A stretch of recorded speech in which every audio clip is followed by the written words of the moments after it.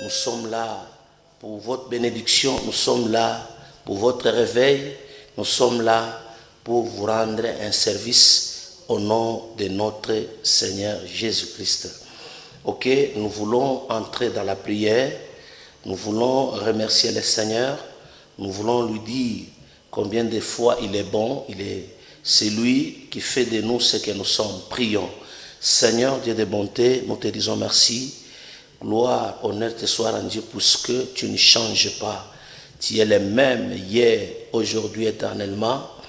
Nous te disons merci puisque tu as protégé mon frère, tu as protégé ma soeur, tu as protégé tous les bien-aimés. Nous voici devant ta face, devant ta présence. C'est pourquoi nous sommes sûrs et certains que la journée d'aujourd'hui, c'est une bonne journée puisque tu nous as aimés, tu nous as sauvés, tu nous as écartés loin du danger. Laisse que ce temps, oh Dieu, soit un moment de paix, un moment de joie au travers de ta parole. Je recommande toute la ville entre tes saintes mains. Je recommande tous les pays entre tes saintes mains. Je recommande, oh Dieu le Père, tout ce que nous allons faire afin que cela soit coordonné par toi. Merci Adonai, puisque tu vas prendre soin de nous. Tu vas prendre soin, Seigneur, de cette émission. Tu vas prendre soin, Seigneur, même de toutes les autorités que nous avons. Gloire, honneur te soit rendu puisque tu es là, au cœur de nos vies. Et c'est toi qui nous fais vivre chaque instant et chaque moment au nom de Jésus. Amen. Merci beaucoup pour votre fidélité. Merci beaucoup pour tout ce que vous êtes en train de nous accorder comme confiance à cette émission. Voilà, nous sommes dans 1 Samuel chapitre 17, versets 33 à 37. 1 Samuel chapitre 17, versets 33 à 37, nous lisons au nom de Jésus. Saül dit à David, tu ne peux pas aller te battre avec ces Philistins car tu es un enfant. Et il est un homme de guerre de sa jeunesse. David dit à Saül, ton serviteur faisait paître les brebis de son père, et quand un lion, un ours venait enlever une du troupeau, je courais après lui, je l'ai frappé, j'arrachais la brebis de sa gueule. S'il se dressait contre moi, je le saisissais par la gorge. Je l'ai frappé et je l'ai tué.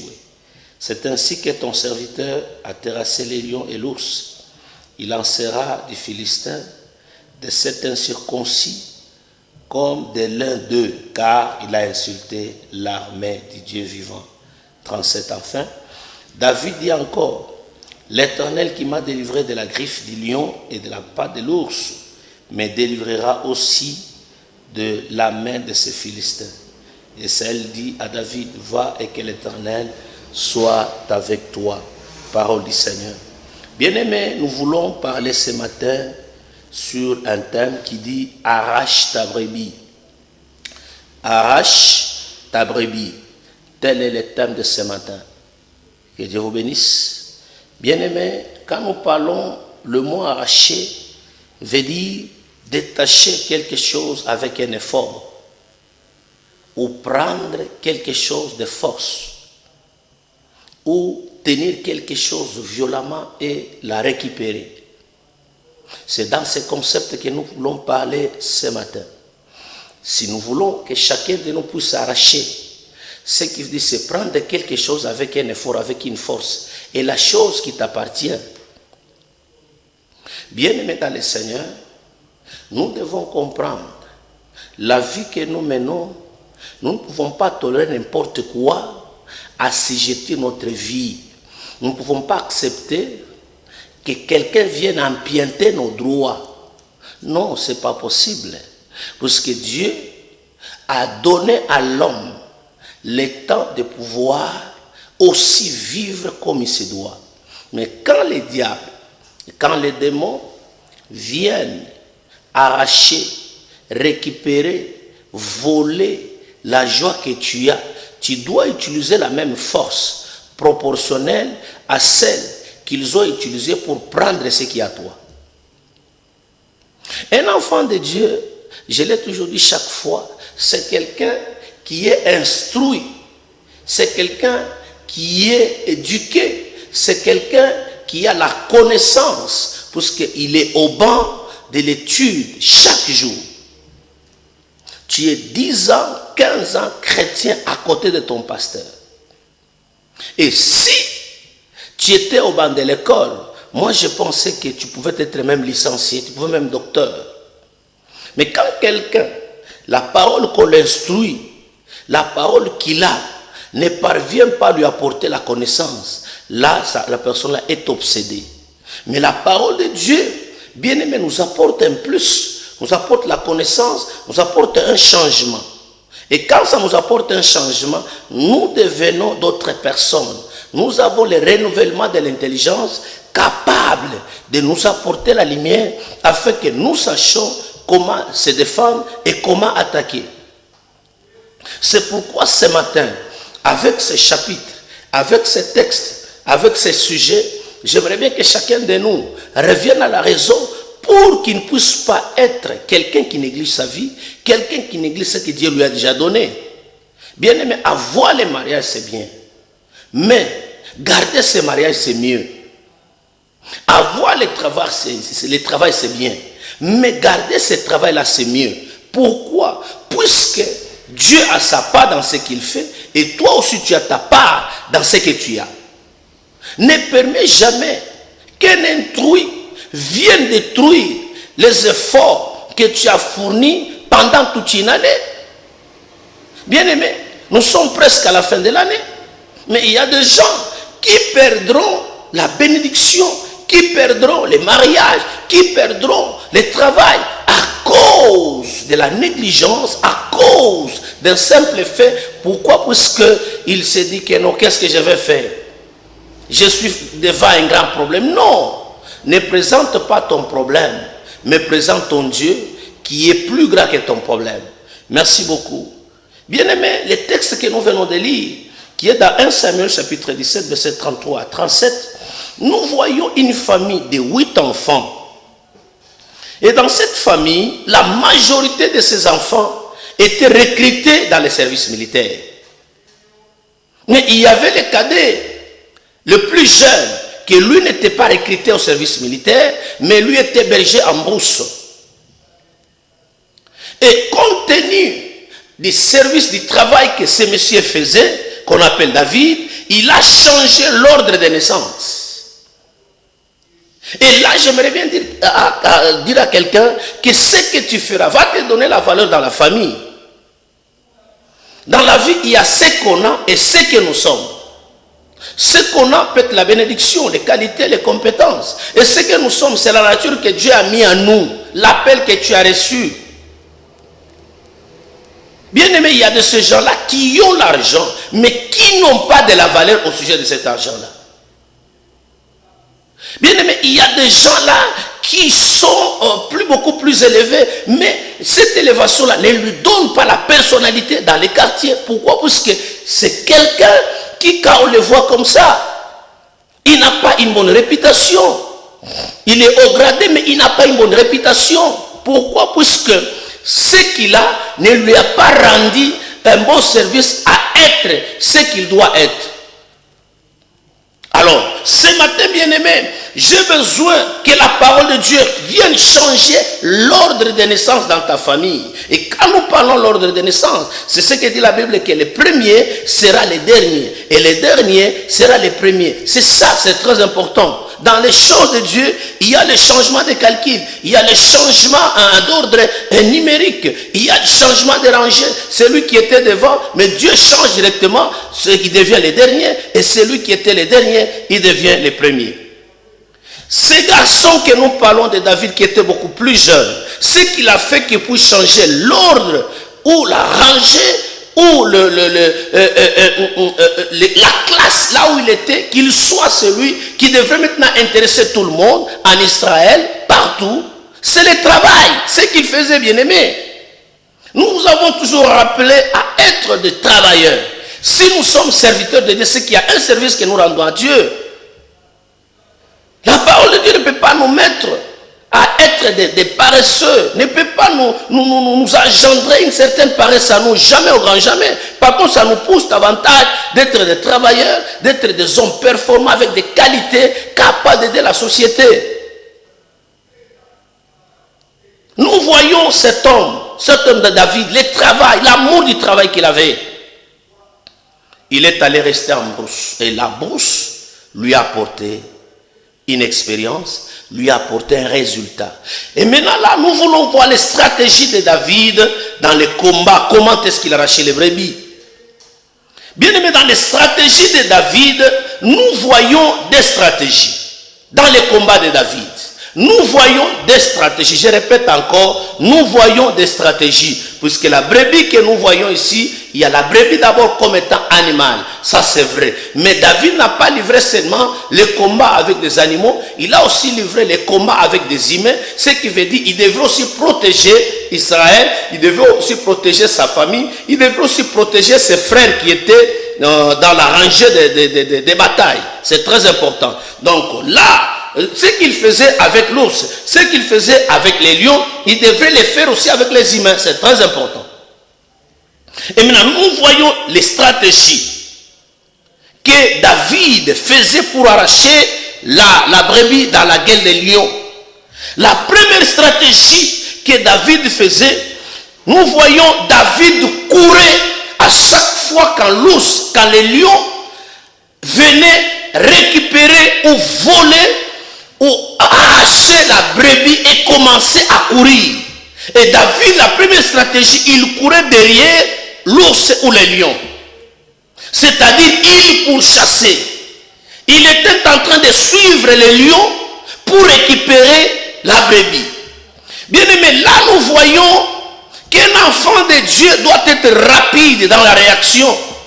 À chaque fois quand tu as un songe, tu as une vision, Dieu te donne un message, tu dois être rapide dans la réaction. Bien aimé, le mot courir, nous voyons de la vitesse. À chaque action, il doit te correspondre une réaction, bien aimé. Vous vous imaginez le lion d'abord, qui est un animal féroce, qui est un carnivore. Et pendant qu'il court avec son gibier. Et pendant qu'il court pour aller manger ça. Mais David ne voyait pas la vitesse. Il devait aussi augmenter la vitesse pour attraper les lions.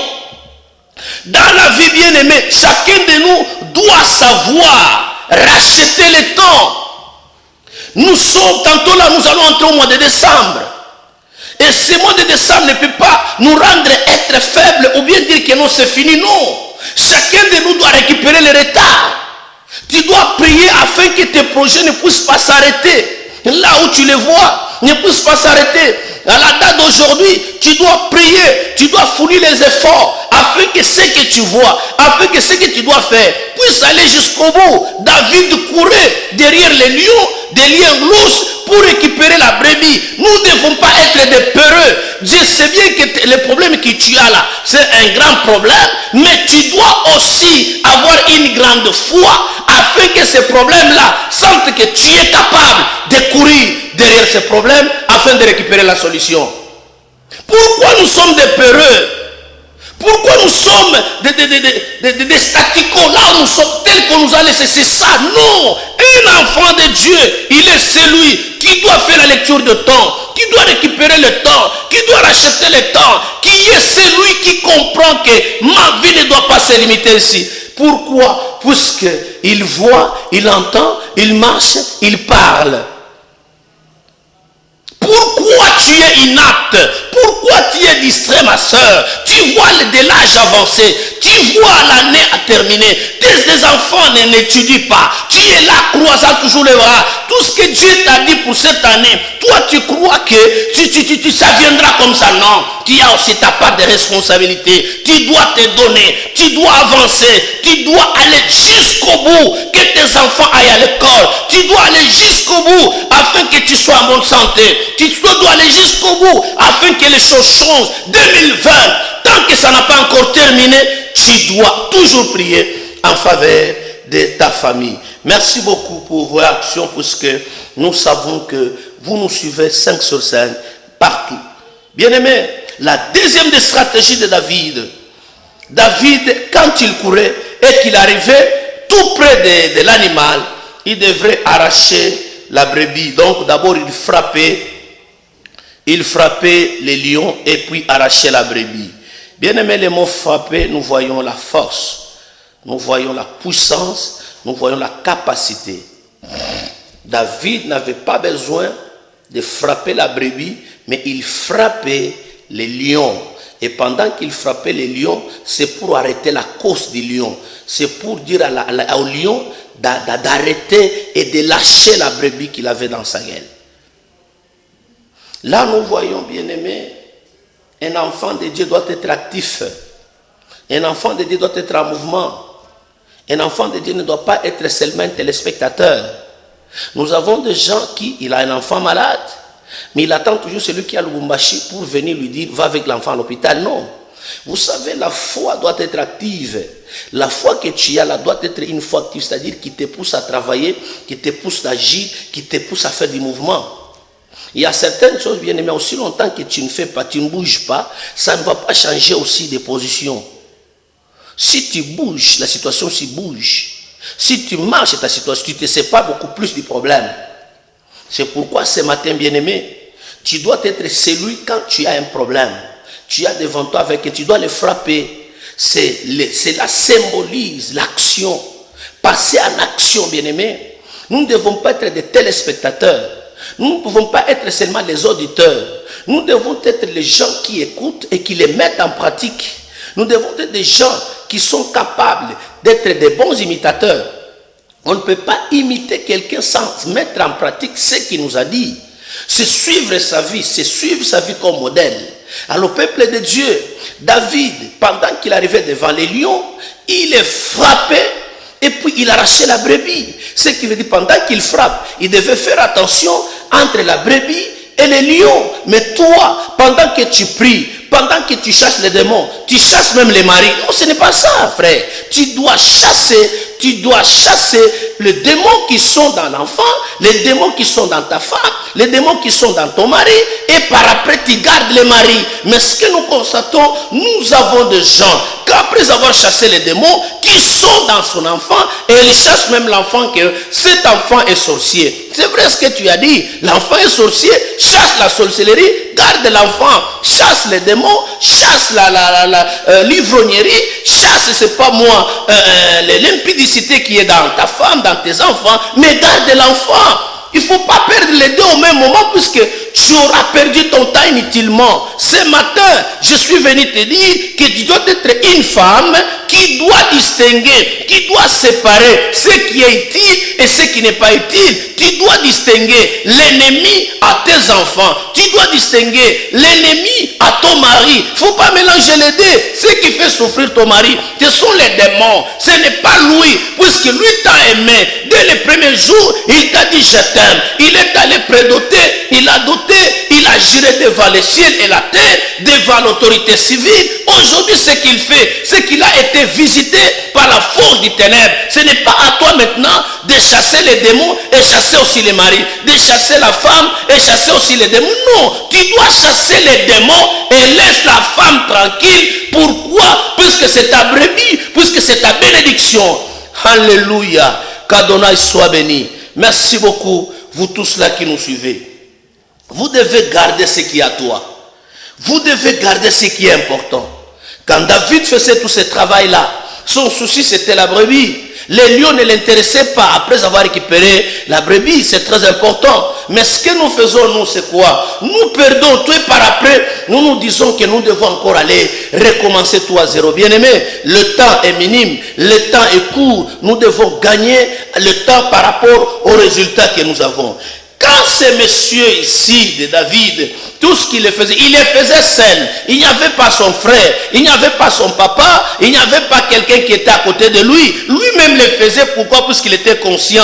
Son rôle, c'était de protéger la brebis. Son rôle, c'était de garder la richesse que son père lui a confiée. Il y a des gens bien-aimés, ce qu'il doit garder, c'est ce que seulement ce qu'il y a à lui. Non, David gardait le brebis de son père.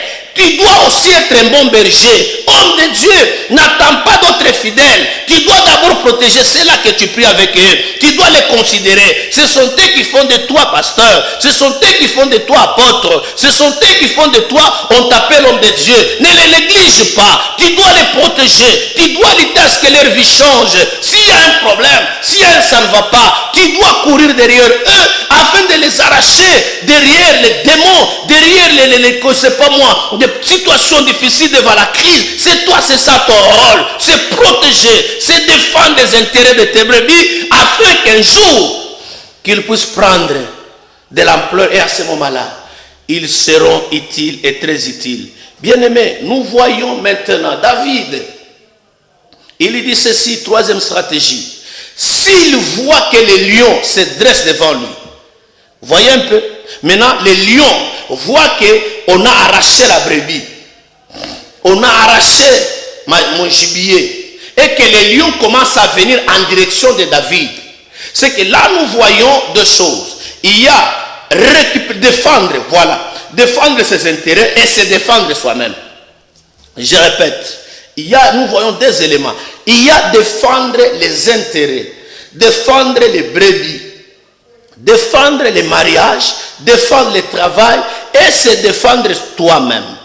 C'est très important. Maintenant ici David nous présente un aspect. Il dit maintenant si les lions ne suivent plus la brebis, il vient à ma direction pour me croquer, pour me bouffer, pour mettre fin à ma vie. La Bible dit, c'est la réponse de David. David dit qu'il les saisissait par la gorge. Alléluia. Il les saisissait. Ce qui veut dire là, c'est maintenant un combat corps à corps. Un combat du lion avec David. Un combat de l'os avec David. Donc ce qui veut dire, cet animal ici n'avait plus besoin de la brebis. Il dit que celui qui m'empêche à bouffer les brebis, celui qui m'empêche à arracher les animaux, c'est ce monsieur. Je dois m'en finir avec lui. La Bible dit que David les saisissait par la gorge. Il n'avait pas peur. Et quand il les saisissait, ce qui veut dire, il arrêtait cette attaque par lui-même. Bien-aimé, Dieu ne nous a pas donné la bouche juste pour insulter les gens. Dieu ne t'a pas donné les yeux juste pour regarder la télévision, donc télénovelas. Dieu ne t'a pas donné, c'est pas moi, les pieds juste pour aller au stade. C'est juste pour savoir Quand est-ce que tu dois fuir? Quand est-ce que tu dois piétiner les serpents? Tes pieds sont sous ta disposition. C'est à toi de les utiliser comme tu veux. Tu ne peux pas les utiliser abusivement. Pourquoi? Parce que le corps que nous avons, c'est le seul mécanisme et moyen que Dieu nous a donné à répondre à tous nos besoins et aussi à répondre aux besoins de Dieu. Parce que Dieu a pour main nos mains, Dieu a pour pieds nos pieds, Dieu a pour yeux nos yeux. C'est-à-dire ce que nous faisons avec l'accord de Dieu, c'est Dieu qui le fait directement. Maintenant, nous voyons David qui devrait lui-même se défendre. Il avait les bâtons, il avait la houlette, il avait tout. Mais ça, c'était pour les brebis. Écoutez-moi bien aimé, pour lui-même, il devrait maintenant utiliser n'importe quel moyen. Est-ce que tu ne peux pas utiliser n'importe quel moyen pour défendre ta cause, pour défendre ta santé, pour défendre ta vie? Nous sommes à la fin de l'année. Pourquoi tu croises les bras? Si tu fais ça, ça ne marche pas. Change de stratégie. Si tu fais ça, ça ne marche pas. Change de stratégie. David le saisissait par la gorge et il le frappait. Après l'avoir frappé, il voyait que celui-ci continue toujours le mouvement. Il devrait l'achever. Chacun de nous doit savoir achever son problème. Chacun de nous doit savoir arrêter l'hémorragie. Chacun de nous doit comprendre que si ce que je fais, si le combat que j'ai ne termine pas, ça va revenir demain. Pourquoi tu peux rester toujours esclave du même problème? Pourquoi tu peux rester toujours esclave du célibat? Tantôt les fiancés viennent, tantôt les fiancés partent. Tantôt les fiancés viennent, tantôt les fiancés partent. Ce qui veut dire, tu n'as pas encore saisi les lions par la gorge. Tu n'as pas encore tenu le nez du problème. Tu n'as pas encore tué. Tu n'as pas encore coupé la tête. Tu n'as pas encore fait quelque chose de bon qui pourrait t'aider à être en paix. Bien aimé, vous allez regarder que cet homme de David a fait cela dans la deuxième stratégie qu'il était devant Goliath. Quand il était devant Goliath, il a achevé le combat. Il a coupé la tête de Goliath. Il a tué Goliath. C'est à ce moment-là que tout le monde a pris fuite. Pourquoi nous sommes des paresseux? La parole de Dieu ne nous a pas rendu ce que nous sommes aujourd'hui. Si nous regardons la foi de ceux-là qui ont crié au Seigneur en 1980, en 1990, en 1995, jusqu'en 2000, est différente de notre. Pourquoi? Parce que ces gens-là, ils avaient l'endurance, ils croyaient en Dieu, ils avaient une foi ferme, ils pouvaient faire des grands miracles, ils pouvaient faire des exploits avec Dieu. Mais aujourd'hui, cela ne se produit pas. Pourquoi? Parce qu'on ne voit pas Dieu, nous voyons des hommes, nous voyons nos parents, nous sommes toujours en train de nous confier dans la technologie au lieu de nous confier en Dieu. Laisse-moi te dire, tes calculs ne peuvent pas changer les démons, ne peuvent pas chasser les démons. Tes calculs ou ton argent ne peuvent pas chasser les célibats. Ce qui chasse les célibats, c'est le nom de Jésus de Nazareth. Alléluia. Qu'Adonai soit béni. Qu'Adonai soit loué. Ce matin, bien-aimé, je suis venu te dire, tu dois tenir ton problème avec tous les sérieux du monde. Bien-aimé dans le Seigneur, la deuxième stratégie de David, c'était devant Goliath. David devant Goliath, qu'est-ce qu'il a fait? Il n'a pas utilisé la même stratégie qu'il a utilisée devant l'ours et les lions. C'est vrai, dans chaque combat que nous menons, il y a toujours une arme appropriée à ce combat. Nous devons retenir cela. Dans chaque combat, celui qui combat contre les lions, il ne peut pas avoir les mêmes armes comme celui qui combat contre les serpents. Les serpents, on l'écrase la tête. Hein? Mais les lions, il faut savoir, puisqu'il a des griffes. C'est très important. C'est un animal. C'est le roi de la forêt. Et quand vous vous attelez à lui, vous devez prendre les dispositions. Bien aimé, devant Goliath, David a utilisé les armes spirituelles et les armes charnelles. Je répète, devant Goliath, c'est un humain. Puisque les lions, on ne pouvait pas s'échanger avec lui en parole. Mais l'homme, on pouvait s'échanger. Vous comprenez un peu? Avec les lions, c'était un combat sauvage. Avec nous, c'est un combat sauvage. Tu ne peux pas rater. Tu dois savoir la capacité, la force des lions, la force de l'ours, comment est-ce qu'il réagit. Mais vous ne pouvez pas vous échanger en parole, c'est tout. Mais avec Goliath, c'était un humain. C'est lui qui pouvait écouter, c'est lui qui pouvait parler, c'est lui qui pouvait vous terrifier. Il fallait d'abord gagner les duels dans le monde spirituel, dans le monde surnaturel, afin de l'exécuter dans le monde naturel. Qu'est-ce que nous voyons? Les armes que David a utilisées devant Goliath, nous voyons la parole. David a utilisé la parole. Et c'est cette parole qui a fait que David puisse gagner d'abord les duels, qu'il puisse gagner d'abord les combats dans les champs de parole. David, il a entendu tout ce que Goliath a dit. Qu'est-ce qu'il a dit? Il lui a parlé, il a insulté les dieux d'Israël. Maintenant, David, il a utilisé le nom de l'Éternel. Il a utilisé le nom de Yehoshua Mashiach comme étant une arme. Et par là, nous comprenons bien aimé, Jésus nous a donné son nom comme étant une arme spirituelle, capable d'écraser les forces des ténèbres, capable de changer toutes les capacités mondaines, capable de gagner les combats d'abord par nos paroles. Si vous regardez Jésus pendant qu'il était tenté par les diables, c'était le duel d'abord des paroles. Le diable parle, Jésus aussi parle. Il est écrit, lui aussi dit, il est écrit, et par après c'était la parole qui a chassé Satan. Bien aimés, ne soyons pas des gens qui ne sont pas instruits. Tu n'as aucun verset, tu n'as pas la Bible dans ta maison. Comment est-ce que tu peux chasser les démons puisque tu n'es pas équipé?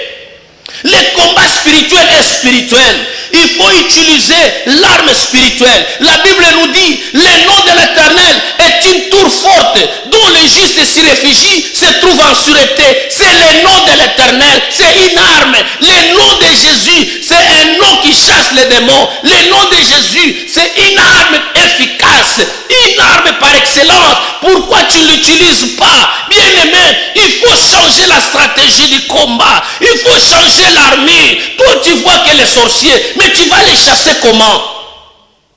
Voir les sorciers n'est pas synonyme de les chasser. On peut te donner toutes les visions du monde. Prophète, tu peux donner toutes les prophéties du monde. Mais si ces démons-là, tu les découvres seulement, mais tu ne les chasses pas, c'est comme si tu fais son apologie. C'est comme si tu fais sa publicité. C'est comme si tu le donnes encore beaucoup plus la force. Et là, c'est comme qui dirait que tu es en train de faire peur à celui que tu as prophétisé. Et c'est pourquoi il y a certaines prophéties qui ne faut même pas donner publiquement, bien aimé. Pourquoi? Puisque quand tu donnes et que tu ne trouves pas la solution, donc tu fais peur à celui qui a été révélé. Alors, nous voulons être des gens, nous voulons être des femmes, des papas, des mamans. Quand tu vois quelque chose, utilise une arme correspondant au problème. Je te dis aujourd'hui, le nom de Jésus va te délivrer au nom de Jésus. Le nom de Yehoshua Mashiach, quand il passe dans ta vie, lui-même nous a dit, à mon nom vous chasserez les démons, vous guérirez les malades. Ce qui veut dire, nous n'avons pas une autre arme devant la maladie, devant ton problème. Comme ton problème est spirituel, il faut une arme. Et cette arme, c'est le nom de Jésus. C'est le nom qui sauve. C'est le nom capable de t'apporter un plus. Que Dieu vous bénisse ce matin, bien-aimés. Écoutez, David dit ceci: l'Éternel te livre entre mes mains. C'est la parole. Il dit ça, c'est la parole. David était un jeune homme, trop jeune, mais il dit à un papa, un habitué de combat, que l'Éternel te livre entre mes mains. C'est-à-dire, Osana Loboko Nanga, je te jette dans mes mains. Donc, malgré que tu bouges dans mes mains, bien aimé dans le Seigneur, nous devons avoir la possession de la terre. Nous devons avoir la possession de nos mariages. Les mariages ne doivent pas t'échapper, maman. Le Dieu qui t'a donné les mariages doivent être dans tes mains. Tu dois les gérer. Les enfants que Dieu t'a donnés, ils doivent être dans tes mains. Tu dois les gérer. David dit, l'Éternel te livre entre mes mains. Aujourd'hui, je vois une personne dont ses ennemis sont entre ses mains. Il doit les gérer comme il veut. Si tu cherches leur mort, il suffit juste de fermer la poignée des mains et leur vie s'arrête. Alléluia. Qu'Adonai te bénisse, ma maman. Qu'Adonai te bénisse, mon frère. Puisque je te vois déjà, tu es en colère contre ceux-là qui embêtent ta vie. Il dit, l'Éternel te livre dans mes mains. L'Éternel me l'a livré entre mes mains. Ce qui veut dire, c'est moi qui te gère. Ce n'est plus toi qui peux me combattre, c'est moi qui te... C'est-à-dire, il était déjà en résidence surveillée. Je te dis ce matin, ton problème est en résidence surveillée. Ce que tu voudras faire, ça va se faire au nom de Jésus. Ta santé est en résidence surveillée. Ce que tu voudras faire, ça va se faire au nom de Jésus. Ton soi-disant, je ne sais pas moi, problème, c'est en résidence surveillée. Tu vas le faire comme tu le veux. Pourquoi? Parce que Dieu nous a donné le pouvoir de marcher sur n'importe quelle situation. C'est nous qui devons marcher. Je te dis, ton problème sera un boulevard pour ta vie. Pourquoi? Parce que c'est par là que tu vas passer. Nous allons marcher au-dessus des scorpions. Les scorpions peut être le célibat. Les scorpions peut être la maladie. C'est à toi de marcher dessus afin que cela puisse te donner encore une nouvelle dimension des choses. Merci beaucoup. Écoutez-moi bien aimé dans le Seigneur. David, il dit ceci: je couperai ta tête. Et pendant qu'il disait, il parle à un homme qui sa tête est encore sur son cou. Voyez un peu, je couperai ta tête. Ce qui veut dire, David, voyez comment est-ce qu'il tuait les lions. Il devrait aussi tuer Goliath. Bien-aimé, ne soyez pas une personne qui n'achève pas les combats. Ne soyez pas une maman qui n'achève pas les combats. Ta prière doit t'amener du début jusqu'à la fin du combat. C'est ça la prière. Nous ne pouvons pas nous limiter seulement à chasser sans terminer. Terminer, c'est aussi voir ton ennemi, voir la maladie se terminer, c'est voir les ennemis se disperser, c'est voir les choses changer comme il se doit. Bien, mais je termine en disant qu'il a utilisé aussi les armes charnelles qui devaient accompagner sa foi. C'était des actes de la foi, je les appelle comme ça. Les actes de la foi, c'est-à-dire quoi? David savait que j'ai le bâton. Le bâton, c'est vrai, c'est une arme qui devrait l'aider face à face, donc corps à corps. Si Goliath s'approchait devant David, il devrait utiliser le bâton pour se défendre. Il devrait utiliser les bâtons pour les frapper, ça c'est vrai. Mais ça demandait une affaire de 2 ou 3 mètres. Ça demandait peut-être 1 mètre de distance pour que les bâtons arrivent là où était Goliath. C'était une arme de plus près. Bien-aimés, nous devons avoir aussi des armes beaucoup plus proches. Quand nous sommes là, nous avons une arme. Et cette arme qui peut nous aider. Dans ta manière de penser, il faut aussi penser d'une manière proche. Il faut avoir aussi des projets à court terme. Il faut aussi avoir des solutions à court terme. C'est très important. Mais il avait aussi une autre arme qu'il devrait utiliser à distance. C'est celle-là qu'il a utilisé, bien-aimé. C'était quoi? Il est allé ramasser 5 pierres et la fronde. C'est l'arme qui l'a beaucoup aidé. Il a juste pris une pierre qu'il a mis dans sa fronde ou la lance-pierre. Il a utilisé à distance pour ne pas permettre à Goliath de s'approcher là où il est. Bien aimé dans le Seigneur, si nous regardons très bien la fronde qu'il avait, la pierre qu'il avait, il a mis cela en pratique par rapport à la foi. C'était un homme de guerre, malgré que Saül a dit que non, tu es un enfant. Mais ce monsieur était plus intelligent. Bien aimé, tu peux tout manquer. Ne manque pas la connaissance, ne manque pas la stratégie du combat. David a utilisé une pierre qu'il a ramassée. La Bible dit que c'est une pierre polie. Et si nous regardons cette pierre, c'est Jésus de Nazareth qui s'est émixé dans son combat, qui s'est introduit dans cette pierre. Et la Bible dit, pendant qu'il a frappé, la pierre est entrée par devant. Au lieu que, disons, Goliath tombe par derrière, il est tombé la face contre terre. Ce qui veut dire que pendant qu'il est frappé par devant, Dieu aussi a utilisé son coup par derrière. Je suis venu dire à quelqu'un, dans tes stratégies, Dieu va se mixer au nom de Jésus. Je suis venu dire à quelqu'un, dans ton problème, dans ta prière, Dieu aussi va se mixer au nom de Jésus. Pourquoi? Parce que ce combat n'est plus un combat naturel, c'est un combat qui est surnaturel. Ce que nous voyons, Dieu est dedans. Ce que tu fais là, Dieu est dedans. Pourquoi? Parce que Goliath était déjà dans la main de David, et maintenant malgré tout ce que David faisait, il y avait une force, il y avait une puissance, il y avait une capacité du Saint-Esprit à l'intérieur. Je suis venu te dire ce matin, ma soeur, ne reste pas comme tu es, tu dois bouger. Aide-moi à dire à celui qui est à côté, tu dois bouger. Si tu ne cherches pas le travail ne viendra pas te chercher, mon frère. Si tu ne cherches pas comment trouver la solution est à distance. Il faut aller vers la solution. David a pris la fronde et la pierre, il a mis à l'intérieur, il a frappé. Pourquoi tu ne bouges pas? Pourquoi tu ne te déplaces pas? Pourquoi tu ne cherches pas? Il faut être en mouvement. Même Dieu, pour créer l'homme, il a quitté les cieux, il est descendu sur la terre, il a préparé une bonne terre, il a pris un bon endroit qu'on appelle le jardin d'Éden, où il a placé l'homme. Pourquoi toi, tu cherches la facilité? C'est ça ton mal, c'est ça ta faiblesse. Pourquoi? Parce que tu cherches la facilité. Un enfant de Dieu doit être en mouvement. Maman, toi qui vends, je vais prier pour toi, mais va là où tu vas, c'est là où Dieu va opérer. Va là où tu vas, là où tu travailles, c'est là où tu auras la victoire. C'était sur le champ de bataille que David a obtenu la victoire. Je suis venu dire à quelqu'un, ce matin, c'est un combat du siècle. Si toi tu gagnes, ton équipe gagne. Si toi tu échoues, ton équipe échoue. David était celui qui était le chef de file d'Israël. Si lui gagne, Israël gagne. Et si lui perd, Israël perd. Si toi seulement tu gagnes, bien aimé dans le Seigneur, toute ta famille va gagner. Tous tes enfants vont gagner. Je suis venu dire à quelqu'un, nous sommes dans un combat où quelqu'un qui gagne, son équipe gagne. Quelqu'un qui perd, son équipe perd. Nous savons que Goliath et ses acolytes, ce sont les sorciers, ce sont des problèmes. Toi, tu dois les battre. Si tu bats un seul sorcier de ta famille, toi, tu vas gagner, ainsi que ta famille va aussi gagner. Merci beaucoup. Nous voulons prier. Ce matin, je vois une personne qui est délivrée par ce message.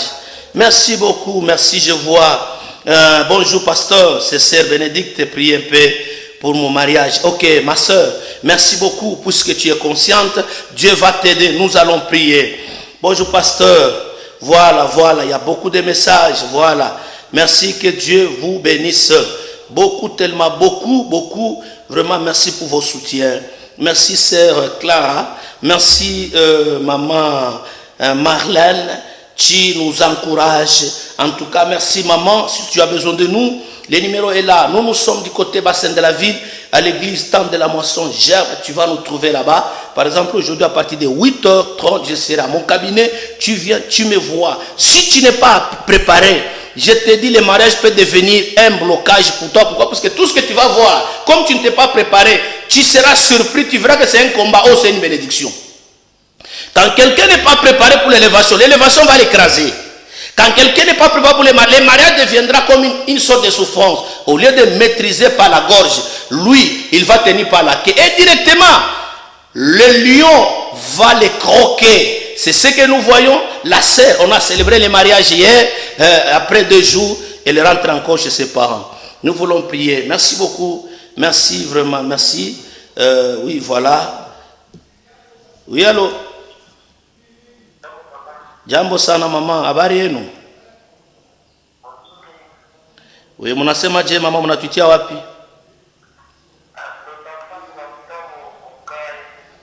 Oui, papa, mnasema je?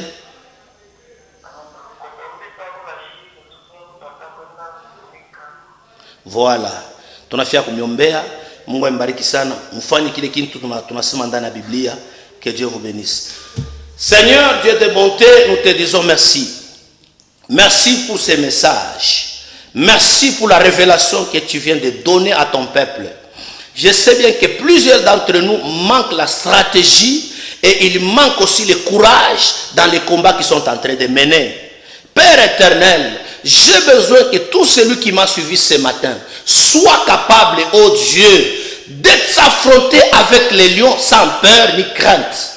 Je recommande mon frère, je recommande ma soeur, je recommande mon papa qui a peur de s'engager afin qu'il ne puisse pas avoir les résultats où il croit que lui ne peut pas être habilité à faire ça. Seigneur, je le recommande entre tes saintes mains. Sois un Dieu capable à les fortifier devant les lions, devant l'ours et que rien ne puisse la tenir. Seigneur, manifeste-toi au nom de Jésus. Je libère la ville de Likasi. Je libère tous ceux-là qui ont de sérieux problèmes. Je libère tous ceux-là qui me suivent pendant ce temps. Je libère tous ceux-là qui sont emprisonnés, qui n'ont plus d'espoir. Ceux-là qui sont malades, au nom puissant de Jésus. qu'il soit délivré. C'est dans le nom de Jésus que nous avons ainsi prié. Amen. Que Dieu vous bénisse. Je continue à prier pour vous dans l'intercession de ce matin et soyez sûrs que Dieu va vous visiter et à la prochaine. Merci beaucoup.